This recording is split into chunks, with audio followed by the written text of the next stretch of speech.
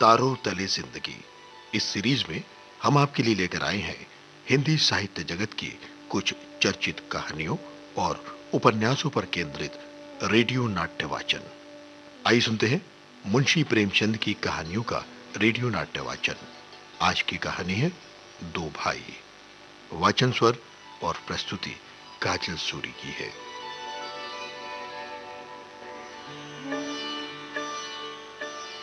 सुबह की सूरज की सुहावनी धूप में कलावती दोनों बेटों को गोद में बैठाकर दूध और रोटी खिलाती।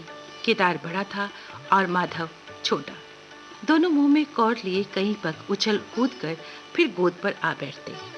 माँ उन्हें चुमकार कर बुलाती, बड़े बड़े कौर खिलाती। उसके हृदय में प्रेम की उमंग थी और नेत्रों में गर्व की झलक। दोनों भाई बड़े हुए, साथ साथ गले में बाहें डाले खेलते। केदार की बुद्धि चुस्त थी, माधव का शरीर। दोनों में बहुत स्नेह था। दोनों भाइयों का ब्याह हुआ। केदार की वधू चंपा अमित भाषणी और चंचला थी। माधव की वधू श्यामा सांवली सलोनी रूपराशि की धनी थी, सुशीला, बड़ी ही मीठी जबान की और शांत स्वभाव की। केदार चंपा पर मोहे और माधव श्यामा पर रीझे, लेकिन कलावती का मन किसी से न मिला। वो दोनों से प्रसन्न और दोनों से अप्रसन्न थी। श्यामा अपने लड़कों को संवारने सुधारने में लगी रहती। उसे सर उठाने की फुर्सत नहीं मिलती। बेचारी चंपा, जिसकी कोई औलाद नहीं थी, चूल्हे में जलना और चक्की में पिसना था उसकी किस्मत में। कई बार वो श्यामा के साथ कठोर शब्दों में भी बात करती। श्यामा सुनती, चुपचाप सह लेती, लेकिन उसकी ये सहनशीलता चंपा के गुस्से को शांत करने के बदले और बढ़ाती। हाल ये हुआ कि चंपा और श्यामा समकोण बनाने वाली रेखाओं की तरह अलग अलग हो गए। एक ही घर में दो चूल्हे जलने लगे और कलावती रोने लगी। कई साल बीत गए। दोनों भाई, जो किसी समय एक ही पालथी पर बैठते, एक ही थाली में खाते, उन्हें अब एक घर में, एक गांव में रहना मुश्किल हो गया। लेकिन कुल की साख में बट्टा न लगे, इसलिए उन्हें साथ रहना पड़ा। अब उन लोगों में स्नेह मात्र भर न था, केवल भाई के नाम की लाज थी। माँ भी जीवित थी, पर दोनों बेटों की दुश्मनी देखकर आंसू बहाया करती। दोनों भाई जब लड़के थे तब एक दूसरे को रोते देख दूसरा भी रोने लगता था। तब वो नादान, बेसमझ और भोले थे। लेकिन आज एक को रोते हुए देखकर दूसरा हंसता और तालियां बजाता था।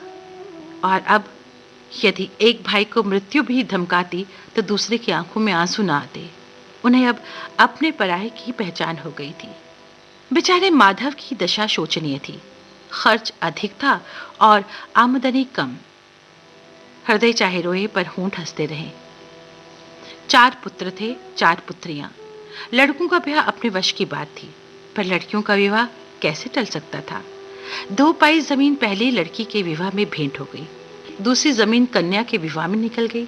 साल भर बाद तीसरी लड़की का विवाह हुआ, लेकिन अब तो कुछ भी नहीं बचा था। अब चौथी कन्या। इस कन्या का अभी गौना ना हुआ था कि माधव पर 2 साल के बकाया लगान का वारंट आ पहुंचा। कन्या के गहने बंधक रखे गए। चंपा इसी समय की ताक में थी।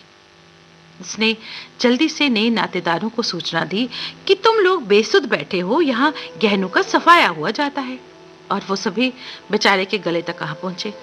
रुपए कहाँ से आवे? न जमीन, न जायदाद, न बाग, न बगीचा। रहा विश्वास, वो भी कभी का उठ चुका।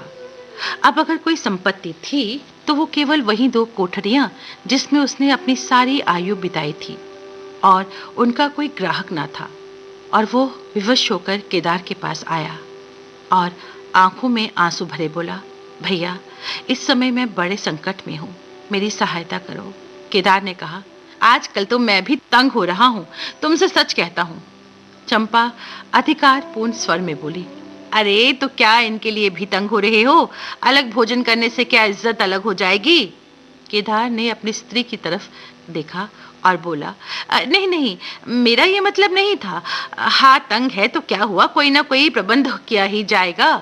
चंपा ने माधव से पूछा, अब 5-20 से कुछ ऊपर ही पर गहने रखे थे ना? माधव ने कहा, ब्याज सहित कोई 125 रुपए होते हैं। चंपा ने बातचीत शुरू की, रुपया बहुत है, हमारे पास होता तो कोई बात ना थी, लेकिन हमें भी तो दूसरे से दिलाना पड़ेगा, और महाजन बिना कुछ लिखाए पढ़ाए तो रुपया देता नहीं। माधव ने सोचा, यदि मेरे पास कुछ लिखाने पढ़ाने को होता तो क्या और महाजन मर गए थे जो मैं तुम्हारे दरवाजे आता? अब बोला, लिखने पढ़ने को मेरे पास है ही क्या? जो कुछ जगह जायदाद थी या है वो यही घर है। चंपा बोली, फिक्र मत करो, वैसे 125 रुपए इन 2 कोठरियों के कोई इस जन्म में तो देगा नहीं।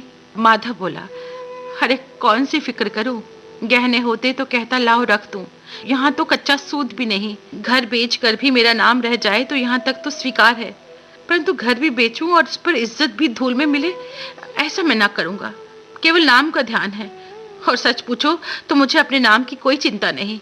मुझे कौन जानता है, संसार तो भैया पर हंसेगा ना। केदार का मुंह सूख गया। चंपा भी चकरा गई। उसे माधव से ऐसी बात की आशा ना थी। उसकी तरफ देखकर बोली, देखो कभी कभी तुम भी लड़कों की सी बातें करते हो। अब भला इस झोंपड़ी पर कौन से रुपए निकाल कर देगा? घर पर तो तुमको वहीं 4-20 रुपए मिलेंगे। हाँ, और रुपयों का प्रबंध हम अपने आप कर लेंगे। इज्जत हमारी तुम्हारी एक ही है, वो ना जाने पाएगी। वो रुपया अलग खाते में चढ़ा लिया जाएगा। माधव की इच्छाएं पूरी हुई। वो खुश होकर घर की तरफ चल पड़ा। सुबह का समय था। केदार के दरवाजे पर गांव के मुखिया और नंबरदार विराजमान थे। मुंशी दाता दयाल अभिमान से चारपाई पर बैठे कलम बनाते और बार बार खत रखते। केदार और चंपा भी वहीं बैठे थे।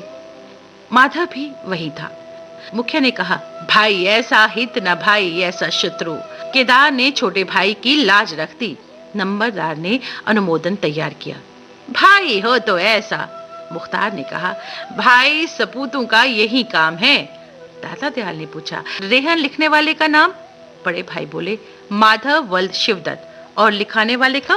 केदार वल्द शिवदत्त। माधव ने बड़े भाई की तरफ हैरान होकर देखा। आंखें डबडबा गई। केदार उसकी तरफ देख न सका। नंबरदार, मुखिया और मुख्तार भी हैरान हुए। क्या केदार खुद ही रुपया दे रहा है? बातचीत तो किसी साहूकार की थी। जब घर में ही रुपया मौजूद है तो इस रेहननामे की क्या जरूरत थी? भाई भाई में इतना अविश्वास। श्यामा दरवाजे पर खड़ी होकर ये सुन रही थी। बूढ़ी अम्मा ने सुना तो सूखी नदी उमड़ गई। उसने एक बार आसमान की तरफ देखा और माथा ठोक लिया। तारों तले जिंदगी, इस सीरीज में अभी आप सुन रहे थे मुंशी प्रेमचंद की कहानियों पर आधारित रेडियो नाट्य वाचन। आज की कहानी थी 2 भाई। वाचन स्वर और प्रस्तुति काजल सूरी की थी।